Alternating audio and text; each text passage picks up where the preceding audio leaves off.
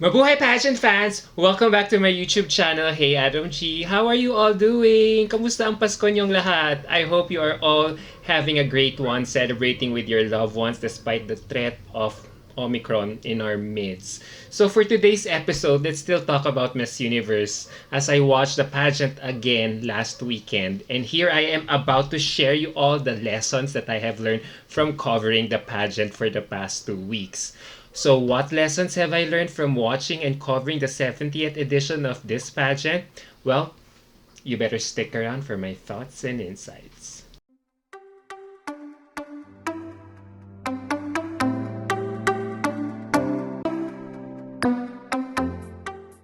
So, guys, I've got 4 lessons to share with you guys. The first one is the preliminary interview is the key to get in top 16.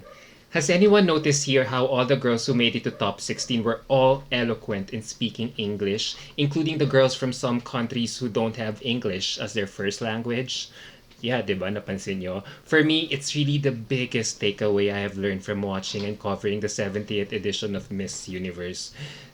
Kasi nararamdaman ko the girls who scored high were really good speakers to begin with, which reflects how they must have aced their closed-door preliminary interview before the final competition.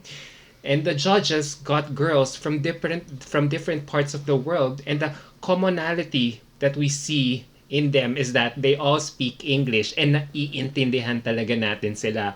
I know it came as a surprise for all of us to see some girls like Aruba, Japan, Bahamas, and Singapore up there on stage, but their inclusion really does say something about the qualities that Miss Universe is looking for in a winner. That they may not be the most beautiful or have the best pasarela on stage, but all of them can speak and can carry a great interview or conversation on stage. It really says so much how Miss Universe is really putting so much emphasis on a candidate's communication skills in this competition.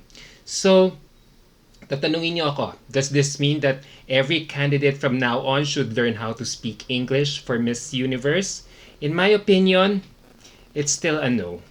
It's not a prerequisite, but speaking English is definitely an advantage considering being a spokesperson or doing a lot of media interviews is one job that a Miss Universe title holder should be very good at, especially at this time of the IMG era. Second lesson I learned, crown your delegate ahead of time. Another valuable lesson I learned from watching this edition is that a national pageant organization has to crown its winner ahead of time for her to prepare well for the competition. Since this year was such a unique one that wherein we had 2 Miss Universe editions, almost all countries scrambled to appoint or hold a pageant to meet Miss Universe deadline for the 70th edition. And for me, the biggest casualty here is Miss USA Elle Smith, who wasn't given, in my opinion, enough time to prepare as she had to fly to Israel a day or two after her coronation night in Oklahoma. Had she been given more time to prepare, I really feel she would have placed higher in the competition. Her glow, sa totoo lang, her glow or aura during Miss Universe was really uninspired or unappealing as she had to battle jet lag and assemble her Miss Universe wardrobe at the same time. Now, contrast this to how the Miss Paraguay organization moved quickly to appoint Nadia Ferreira to assume the title this year after a lackluster representation in Florida, USA earlier this year. After appointing Nadia, the organization wasted no time in training and prepping Nadia for the competition while doing a high-profile campaign for her on social media. In the end, it paid off as Nadia Ferreira almost won the title this year. Third lesson I learned, a girl should be proactive and impactful with her advocacy. If there is one important lesson I have learned from watching the finals of Miss Universe, it is the fact that advocacies of candidates really matter in the competition. I know they are not being judged for it, but having a genuine one and the sincere social work and efforts that a candidate does in improving the lives of her community would certainly impress the judges, given the women empowerment theme Miss Universe has been espousing for the past few years. So this is why it is best that a candidate should adopt a cause that is closest to her heart So she could easily raise her voice and money through good influence. 'Di ba?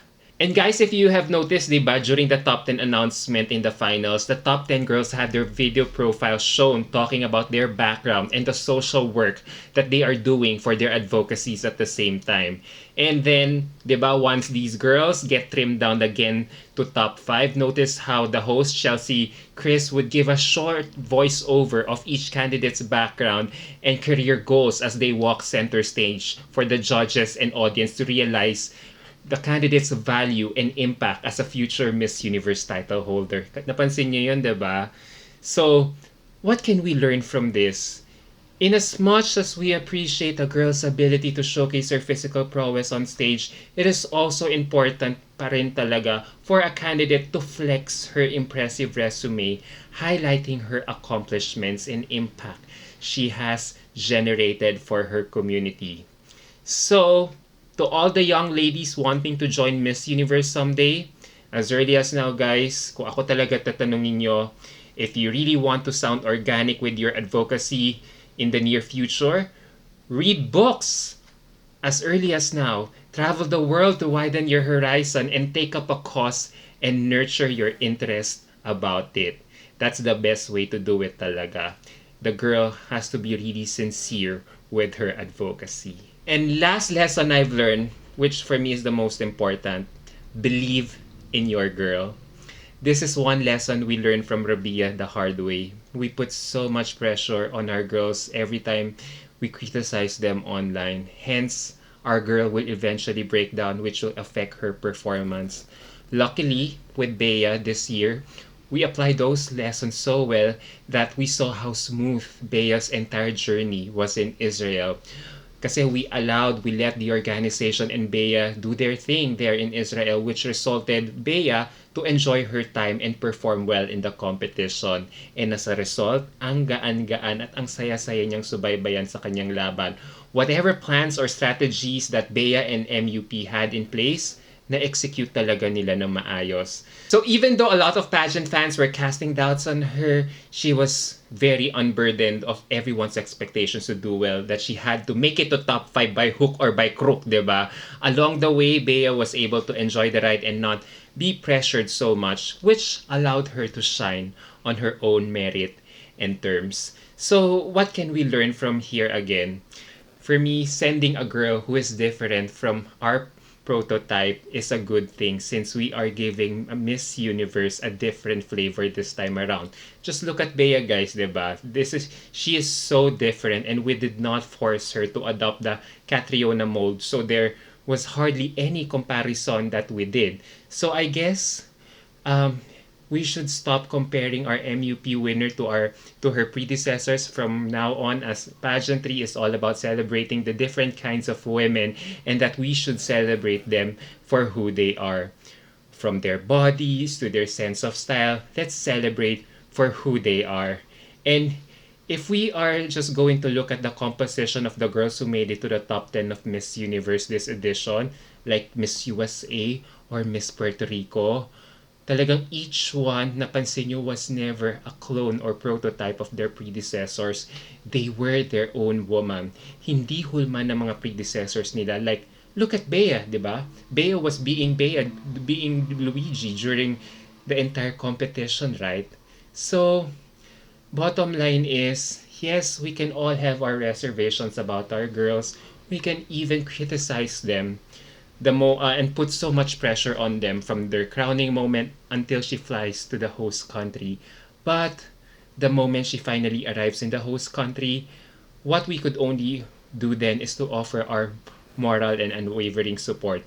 And sa totoo lang, guys, I am really guilty of this too, as I tend to compare Bea then with her predecessors too in terms of pasabog photo shoots before.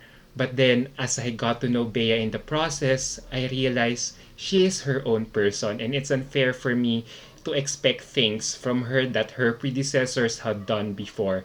Kasi I realized at the end of the day, this is our girl's dream, her fight, her dream. So all I can do is to show my support by empowering her through the choices that she makes for the pageant. So there you go, guys. What do you think about these valuable lessons that I learned from covering Miss Universe this year? Does it match yours? Well, feel free to share your opinion down below so I could see where you guys are coming from. Alright, guys, this will be my last commentary video before Christmas. So, Merry Christmas, everyone! Hope you'll have an amazing time celebrating it with your loved ones. Alright, until my next video, bye!